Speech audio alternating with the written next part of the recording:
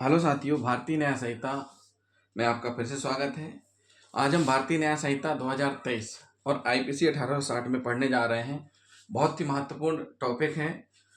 वह कार्य जिसको करने के लिए कोई व्यक्ति धमकियों द्वारा विवश किया गया हो। वह कार्य जिसको करने के लिए कोई व्यक्ति धमकियों द्वारा विवश किया गया हो, मतलब किसी व्यक्ति को धमकी दी गई हो। और धमकी ऐसी वैसी नहीं, कैसी होनी चाहिए, उसके लिए कंडीशन बताई गई हैं। पहली कंडीशन क्या बताई गई है? व्यक्ति ने स्वयं को स्वेच्छा या उस परिस्थिति में ना डाला हो जिससे व्यवस्था उत्पन्न हुई है। मतलब ये जो व्यवस्था है, धमकी दी गई है किसी कार्य को करने के लिए, वह ऐसी ना हो कि स्वयं को उसने उस जोखिम में डाला हो फिर वह कहे कि मुझे विवश किया गया। उदाहरण के लिए इसका सबसे अच्छा उदाहरण यह है कि मान के चलिए एक लोहार है, अपनी इच्छा से डाकुओं के गिरोह में शामिल हो जाता है। क्या करता है? एक लोहार अपनी इच्छा से डाकुओं के गिरोह में शामिल हो जाता है जो कि लूटपाट का अपराध करते हैं। और इसी दौरान होता क्या है कि किसी महाजन के घर को दिखा करके डाकू पिस्टल लगा देते हैं उसकी कनपटी में लोहार की, और बोलते हैं कि दरवाजा तोड़ो, अगर दरवाजा नहीं तोड़ोगे तो मार डालेंगे। बेबस होकर लोहार दरवाजा तोड़ देता है। तो ऐसी दशा में उस लोहार को दरवाजा तोड़ने के लिए दोषी माना जाएगा। क्यों दोषी माना जाएगा? यहां भी तो धमकी दी गई, इसलिए दोषी माना जाएगा। क्यों? क्योंकि डकैतों की टोली में वह व्यक्ति अपनी स्वयं इच्छा से शामिल हुआ। वो परिस्थितियां उसने स्वयं निर्मित की जिसमें उसको धमकी दी गई। मतलब वह उस गैंग का सदस्य था और फिर उसको मजबूर किया गया कि ऐसा करो, अगर नहीं करोगे तो मार देंगे। तो इस स्थिति में उसको इस धारा का लाभ नहीं मिलेगा। इस धारा का लाभ तभी मिलेगा जब वह अपनी इच्छा से ना तो किसी गैंग में शामिल हुआ हो, ना ही उस परिस्थिति में डाला हो उसने, फिर उसको विवश किया जाए। और भी कैसे विवश किया जाए? तत्काल मृत्यु का भय। कैसा हो कि उसे अपराध कृत्य करने के लिए जो भय दिखाया गया हो वह तत्काल मृत्यु का भय हो। मतलब करो नहीं तो जान से मार देंगे। अगर यही उदाहरण हम ऐसा लें कि लोहार अपने घर में सो रहा था, डकैतों की टोली आती है, लोहार को जबरदस्ती घर से उठा के लेके जाती है और महाजन के घर के सामने खड़ा कर देती है और कहती है कि अब ताला तोड़ो, और कनपटी में पिस्टल अड़ा देती है। उस स्थिति में उसके द्वारा जो अपराध किया जाएगा, ताला तोड़ा जाएगा, तब उसको इस धारा में उसको बचाव मिलेगा कि वह कार्य जिसको करने के लिए कोई व्यक्ति धमकियों द्वारा विवश हुआ माना जाएगा। तीसरी कंडीशन, कृत्य ऐसे समय में कारित हो जब उसके पास उसे करने या मरने के सिवाय अन्य कोई विकल्प ना हो। मतलब उसके पास ऑप्शन ही ना हो कि अब बचना ही मुश्किल नहीं है। अगर डकैत एक तरफ पे पिस्टल लगाए अगर नहीं ताला तोड़ रहे तो डकैत मार देंगे। तो इस स्थिति में जब उसके पास कोई ऑप्शन ही ना हो, इसमें आवश्यकता के कारण उत्पन्न व्यवस्था को समाविष्ट नहीं किया गया है। अतः कोई व्यक्ति जो भूख से मरने वाला है इस धारा के अधीन यह बचाव नहीं ले सकता कि भूख के कारण मृत्यु के भय से बेबस होकर उसने अन्न की चोरी की। मतलब इस धारा की व्यवस्था जो है, व्यवस्था इस प्रकार की नहीं होनी चाहिए। पहली, स्वयं इच्छा से उस परिस्थिति में न डाला हो। दूसरी व्यवस्था कैसी नहीं होनी चाहिए? आवश्यकता के कारण उत्पन्न होती है कि उसको जरूरत थी इसलिए उसने ऐसा किया। और आवश्यकता कैसी? उदाहरण के लिए कि कोई व्यक्ति जो भूख से मरने वाला है इस धारा के अधीन यह बचाव नहीं ले सकता कि भूख के कारण मृत्यु के भय से विवश होकर उसने अन्न की चोरी की है। तत्काल मृत्यु के भय से किसी अन्य की हत्या करना भी क्षम्य नहीं है, परंतु मृत्यु के दुष्प्रेरण के अपराध के लिए बचाव मान्य होगा। अर्थात हत्या के दुष्प्रेरण के लिए आरोपित व्यक्ति भी इस धारा का लाभ प्राप्त कर सकता है यदि उसने ऐसा तत्काल मृत्यु के भय से किया हो, क्योंकि हत्या और हत्या का दुष्प्रेरण दोनों भिन्न अपराध हैं। अब इसको आप उदाहरण से समझिए। अभी हमने भूख वाला बता दिया, अब दूसरी चीज क्या कह रहे हैं कि मृत्यु यानी मर्डर के दुष्प्रेरण के अपराध के लिए बचाव मान्य होगा।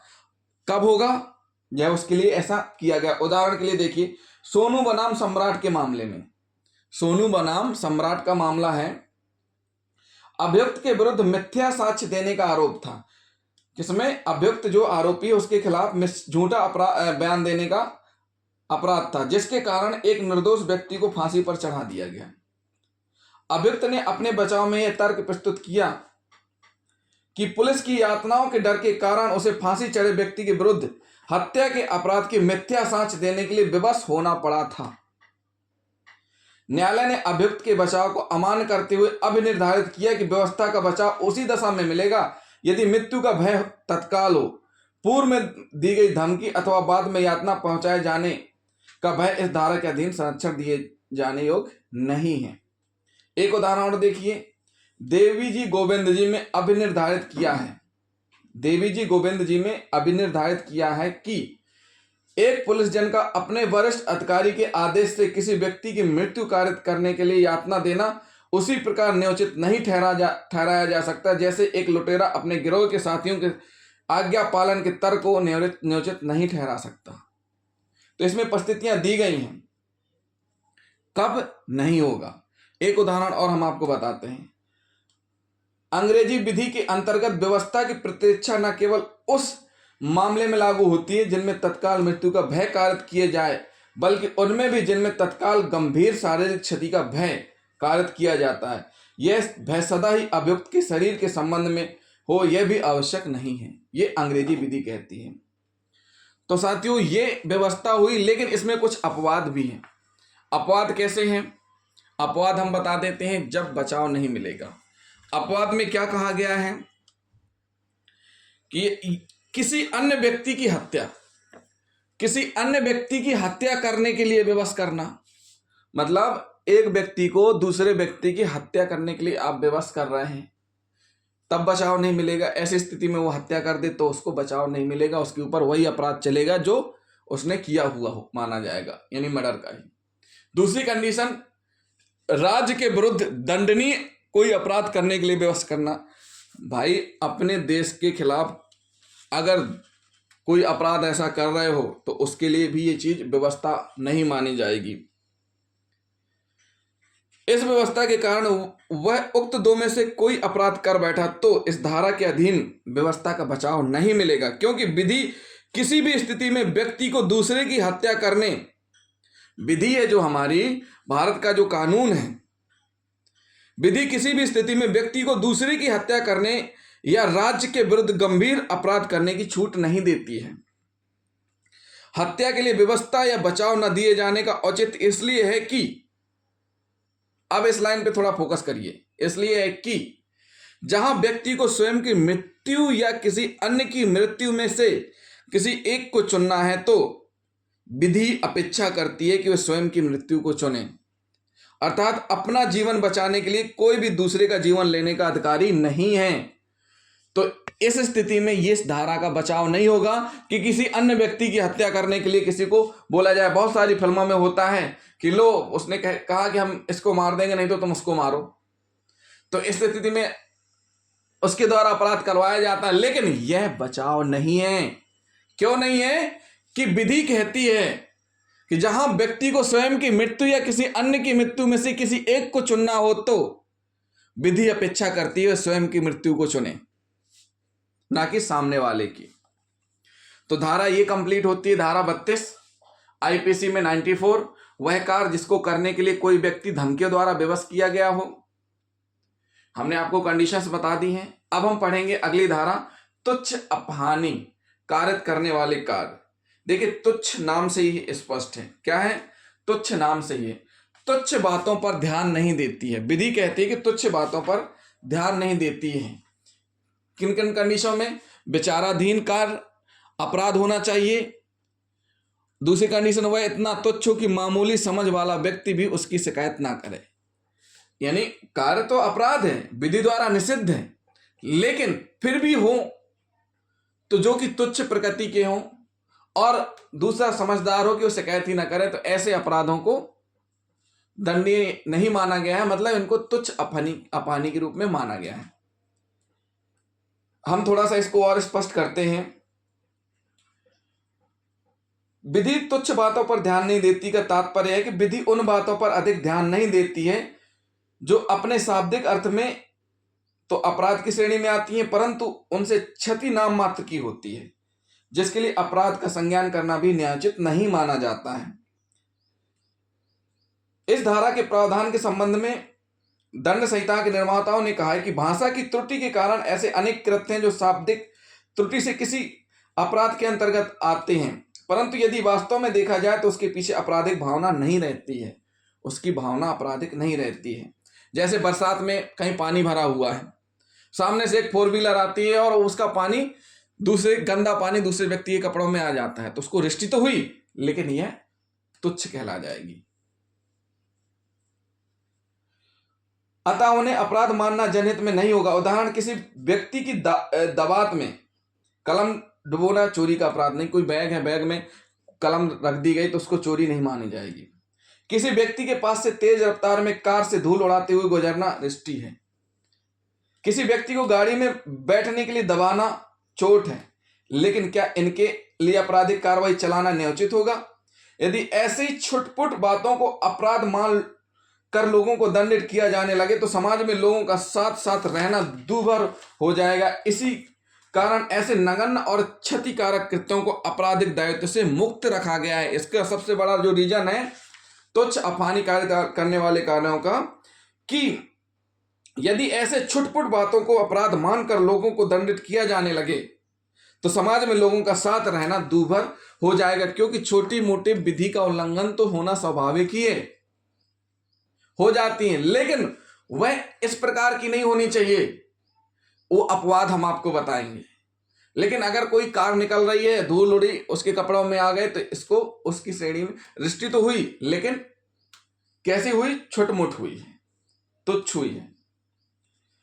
आगे हम और इसको समझा देते हैं। साधारण समझ वाला व्यक्ति उस श्रेणी का होना चाहिए जिस श्रेणी का व्यक्ति वास्तव में क्षतिग्रस्त है। अपराध की तुच्छता भी उस हानि से नहीं निर्धारित की जाएगी, बल्कि उन तथ्यों से, जैसे उस व्यक्ति की स्थिति की गंभीरता आदि के आधार पर तय होगी। उदाहरणतः का और खा आपस में मित्र हैं, दोस्त हैं, का और खा, तथा का कान पकड़ लेता है। यहां पर का कार अपराध धारा उक्त के अर्थों में तुच्छ है। मतलब दो दोस्त हैं, एक दूसरे के कान पकड़ लेते हैं, कान पकड़ लिया, कॉलर पकड़ ली, तो क्या इस धारा के अंतर्गत तुच्छ माना गया है। धारा लागू होगी, परंतु उपरोक्त उदाहरण में यदि का अधीनस्थ अधिकारी है और वह वरिष्ठ अधिकारी है तो का मामला अपराध तुच्छ अपराध नहीं होगा, लागू होगी। एक उदाहरण और हम देते हैं कब लागू नहीं होगी। एक जजमेंट पढ़ते हैं। सदानंद शिव काशी हाजरा के मामले में का खा पर झूठ बोलने का दोष लगाता है। का खा पर झूठ बोलने का दोष लगाता है और खा धारा 506 के अंतर्गत मुकदमा दायर करता है। न्यायालय ने उक्त धारा के आधार पर अभियुक्त को दोष मुक्त कर दिया। निर्णय सुनाते हुए न्यायाधीश ने कहा कि विधि तुच्छ बातों पर ध्यान नहीं देती, जो विधि के प्राथमिक सिद्धांतों में से एक है और जिसे इस धारा से उपबंधित किया गया है। एक और पढ़ते हैं हम। नारायण बनाम राज्य में कुछ सर्वोदयी स्वयं सेवकों ने नशाबंदी की मुहिम में शराब की दुकानों के सामने पिकेटिंग की ताकि लोग वहां जाकर मदिरा पान न कर सकें। उनके विरुद्ध धारा 341 के अंतर्गत सदोष और अवरोध के अपराध के लिए कार्रवाई में तुच्छ अपहानी के आधार पर उनकी दोस्ती अपास्त कर दी गई। मतलब सीधी बात है, शराब बिक रही है, शराब का ठेका है, वहां पर कुछ समाज के लोगों ने जाकर के बैठ गए, धरना दिया, जिससे लोग वहां पर शराब लेने ना जा पाए, तो उसको 341 के तहत अपराध में दोस्ती को अपास्त किया गया है। एक और हम उदाहरण देख लेते हैं कि मूल्यहीन चेक की चोरी, गलत टिकट से यात्रा करने का झूठ आरोप लगाना, अधिवक्ता द्वारा प्रति परीक्षा में गंदी भाषा का प्रयोग किया जाना भी अपराध की श्रेणी में नहीं आता है। किशोर मोहन बनाम बिहार राज्य के बाद में राज्य के अराजपत्रित कर्मचारियों की हड़ताल चल रही थी। उनमें से एक परिवादी कर्मचारी, जो कि एक अनुशासित कर्मचारी था, हड़ताल में सम्मिलित नहीं हुआ और अपना कार्य करता रहा, जिससे अन्य कर्मचारी क्रोधित हो गए। जब परिवादी अपने कार्यस्थल से घर वापस आ रहा था तो अभियुक्त हड़ताली कर्मचारी ने उसे जूतों की माला पहनाकर मजाक उड़ाया। उसी अवस्था में इसकी फोटो भी खींच ली गई, पर फोटो को ना ही उसे दिखाया गया, ना ही प्रकाशित किया गया। अभियुक्त को धारा संहिता की अंतर्गत दोष सिद्ध करते हुए न्यायालय ने यह अब निर्धारित किया कि यह कार्य तुच्छ नहीं होने के कारण उक्त धारा में लागू नहीं होगा। परंतु इसके बावजूद न्यायालय ने उदार दृष्टिकोण अपनाते हुए कदाचित उन परिस्थितियों में उचित नहीं कहा जा सकता अभियुक्त की कार्य की केवल भर्त्सना की।